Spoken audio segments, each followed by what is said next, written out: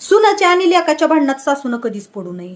कारण काय होतंय, त्यांचं भांडण थोडक्यात जरी मिटणार असलं ना, तर ही सासू नावाचा प्राणी मध्ये घुसला की ती भांडण वाढतं. ती भांडण एवढं वाढतं, ह्या टोकाला जातं की तो पोरगा राग राग आपल्या बायकोला माहेरी सोडून येतो. मग माहेरी सोडून आल्यानंतर परत ही सासू म्हणणारा काय करते माहितीये का, की आपल्या पोराला चालूच करते पुन्हा, तुझं लग्न करून काय उपयोग आहे, बायको तुझी जर इथं राहत नसली, तिचं माहेरात काहीतरी असेल तेव्हा तर माहेरी पळण्यासाठी तर तिनं भांडणं करती, तिचे सगळे नाटकं मला ओळखू येतात. म्हणजे तिनं बायकोला सोडू नको म्हणून समजवायचं सोडून परत त्या पोराच्या मनात एवढं विष कालवती आणि त्याच्या मनात त्या बायकोचा एवढा तिरस्कार बसतो.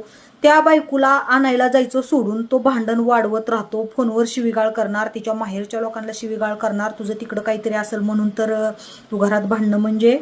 आणि विषय काय असतो तुम्हाला एक सांगू का, कोणत्या बी आईला आपल्या लेकाचा परपंच सुखानं व्हावा वाटतंय म्हणतात, पण जर खरंच मनातून तसं